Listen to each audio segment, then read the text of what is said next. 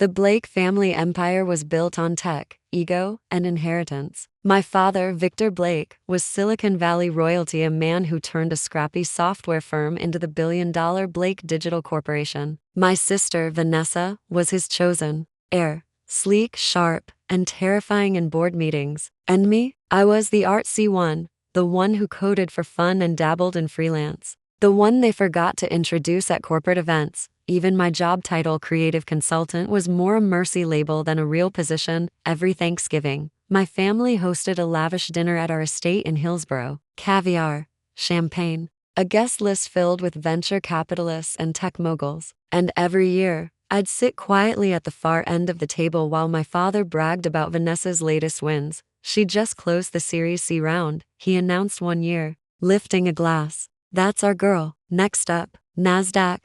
Everyone applauded. I smiled and reached for more stuffing. And you, Angela? Vanessa asked sweetly, her lips twitching with mock concern. Still working on that little website? The table chuckled. My cheeks flushed, but I kept my voice even. Actually, it's picking up. We had 80,000 new users last week. Aw, she said, tilting her head. That's adorable. No one asked the site's name. No one asked what it did. That night, I stood by the window of my guest room, staring at the rolling hills. My laptop glowed softly behind me, logged into the admin panel of a platform I had built from scratch. NodeSpace, a decentralized marketplace for creative freelancers. Clean UX, zero transaction fees, AI-verified reviews, and unlike most startups, it was profitable, wildly profitable. But I'd learned to keep quiet, let them underestimate me. 4 years earlier, I'd walked away from the Blake boardroom with nothing but a severance check and a cold smile from my father.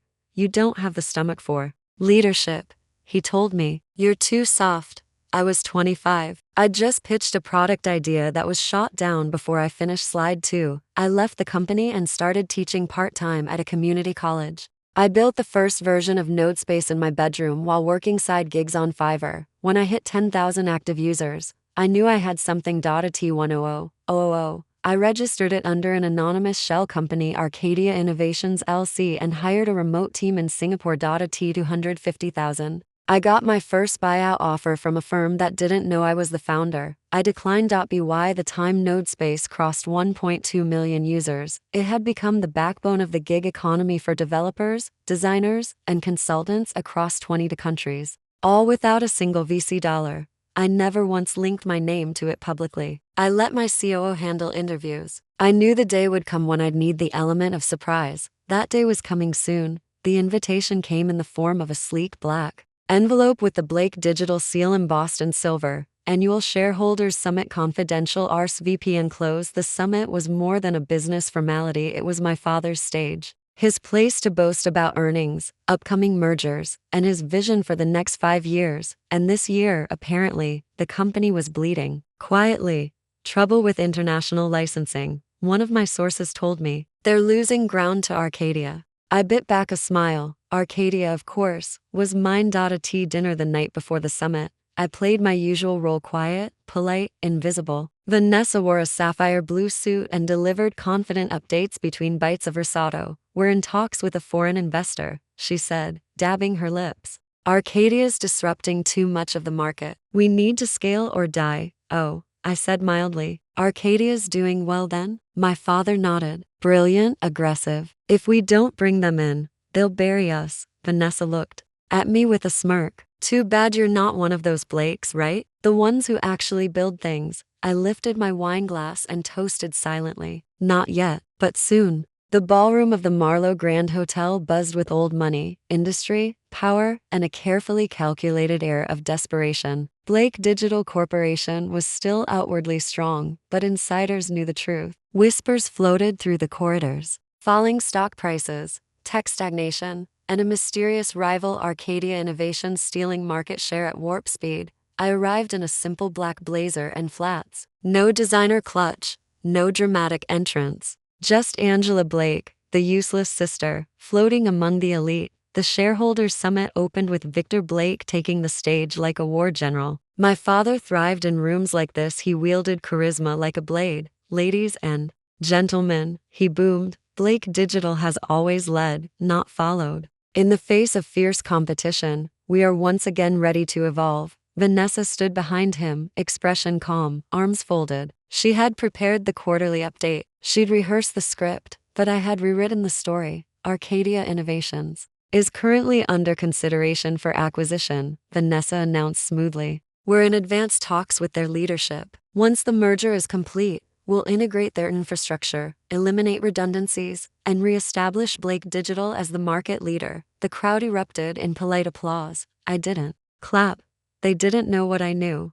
Arcadia wasn't for sale. Not to them. Not ever. And they were not in advanced talks with leadership. I was the leadership. Later that afternoon, I slipped into the networking lounge. Vanessa cornered me near the espresso bar. Didn't think you'd show, she said, sipping her oat milk latte. Shareholders only events usually bore you. Just here to observe, I said. You're doing great. She narrowed her eyes, then smiled sweetly. You know, it's almost cute how you still try to keep up with us. Dad really wanted you to be someone in the company once. I think you broke his heart. I tilted my head. That's funny. I've never felt more myself, she chuckled. Anyway, when the Arcadia deal closes, maybe we'll have a spot open for you. Something creative.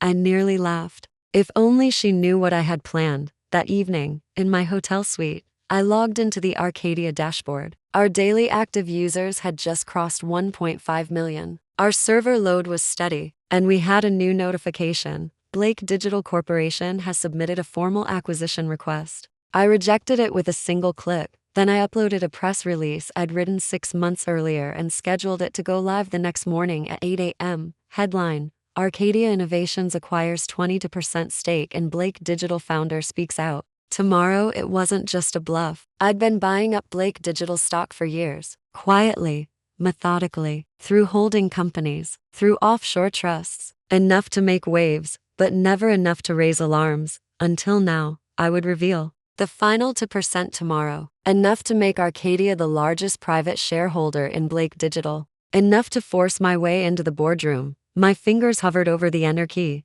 This was it. Click. The next morning, all hell broke loose. By 8:07 a.m. the press release had been picked up by TechCrunch, Bloomberg, and Forbes. My father's phone lit up like a siren. Vanessa's team scrambled to identify who the mystery founder was, but no one could, because I had made sure Arcadia's public face was my COO, a brilliant but reclusive woman who never attended conferences, never gave video interviews, and operated entirely behind NDA shields. It wasn't until the emergency board meeting was called that I walked into the room and pulled out a chair at the head of the table. Victor Blake looked up. Angela, this meeting isn't for guests. I smiled. I'm not a guest. I'm a shareholder. He frowned. You hold what 0.5%? I dropped a file on the table. Arcadia's current stake, 24%. Effective as of this morning. I'm the founder, Victor. And I'm here to talk about the future of this company. Dead silence. Vanessa's mouth parted slightly. Her knuckles whitened.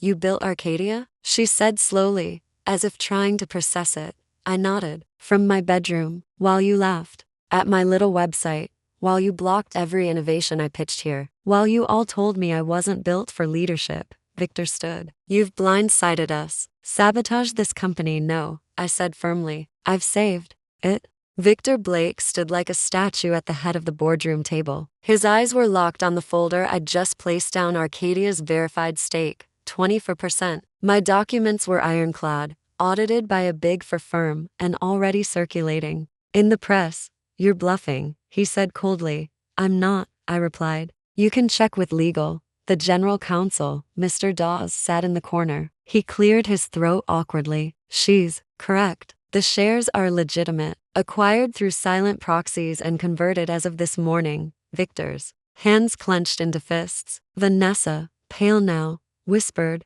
You've been planning this? For years, I said. Since the day you shut down my development lab. I asked you for funding 300,000 for a next-gen interface. You gave the budget to Vanessa's rebranding campaign instead. Remember that billboard on the 405 that cost more than a prototype? Vanessa looked away. Victor recovered just enough to snarl. Fine. So you're clever with shell companies. That doesn't make you qualified to lead. I turned toward the board members, looking each one in the eye. You're right. It's not the shares alone that qualify me. It's what I've built. I clicked my remote. A projector screen behind me flickered on. Arcadia's 5-year growth curve lit up the room. 1.5 million daily users, 600% revenue growth, and 24 months partnerships with 3 Fortune 50 companies, AI innovation platform already being licensed. Across industries, he paused. Arcadia isn't a side project. It's the future. While Blake Digital lost 3 product launches in a row, we created a new model that makes your pipeline obsolete. Silence. Then I turned to Victor. Your empire is crumbling because you refuse to adapt. You punished creativity. You rewarded vanity. One board member, Miss Levinson, folded her arms. What exactly are you proposing, Miss Blake? My voice was calm. A strategic merger. Arcadia integrates Blake Digital's infrastructure. The Blake name remains, but innovation is driven by Arcadia systems and teams. I assume the role of chairwoman and co-CEO. Vanessa steps down. Immediate restructuring. I'll triple your valuation in 18 months, Victor exploded. Over my dead. Enough, said Miss Levinson sharply. She owns the largest block of shares. She has a seat at the table now. We vote. The boardroom exploded into debate. Some protested. Others looked intrigued. It didn't matter. I had the leverage. By 4 p.m. the motion passed. Barely. Angela Blake, chairwoman of the board, co-CEO of Blake Digital Corporation. Victor stormed out without a word. Vanessa followed, stiff as marble. But I didn't gloat. Not yet. Later that evening, I stood in the now empty boardroom alone. I looked out over the skyline of the city that once made me feel small. Now it shimmered like mine. My phone buzzed. Text. From COO Layla. Congrats, boss. The industry's on fire. Tech Weekly's calling you the silent queen of the decade. I smiled. But this wasn't about headlines. This was about the girl who spent nights coding in secret while her father laughed at her silly app. About the woman who watched her sister mock every failure, only to turn that failure into a billion-dollar company. And it wasn't over, because I had plans for more, bigger ones. I turned off the lights, stepped into the elevator, and whispered to my reflection, this is only the beginning. News of the takeover spread like wildfire. By morning, every major outlet had picked up the headline, Angela Blake ousts father, sister in shock, boardroom coup, Arcadia merges with Blake Digital. But inside the walls of Blake Digital, the mood was anything but celebratory. There was confusion, unease, whispers in hallways. The old guard didn't know what to make of me. I didn't wear designer suits like Vanessa. I didn't bark orders like Victor. I walked the halls in flats, greeting engineers by name. My first day as co-CEO, I set up a Q&A in the main atrium. They expected a speech. I gave them a whiteboard. This is what we're building, I said, sketching out Arcadia's next platform, a decentralized interface that could replace 3 of Blake Digital's legacy systems. I'm not asking you to catch up. I'm asking you to leap. The room was silent. Then someone clapped. Then more. And then everyone. That afternoon, over 24 resignations came in from Victor's loyalists. I accepted them with a quiet nod and replaced them with hungry, brilliant minds I'd mentored in Arcadia. Meanwhile, Victor wasn't done. He called an emergency press conference at a luxury hotel downtown. Blake Digital, he said stiffly, into the microphone, has fallen into reckless hands. I founded this company, built it from scratch. My daughter, if I can still call her that, has betrayed everything it stood for. He accused me of fraud, manipulation, even tech espionage. My legal team shut it down within hours. But it made the headlines. I didn't flinch. Instead, I met with every major partner Blake Digital had and walked them through Arcadia's roadmap. Half of them had already invested in Arcadia privately. Now, they were thrilled to get access to both under one umbrella. I was rebuilding the company from the inside out.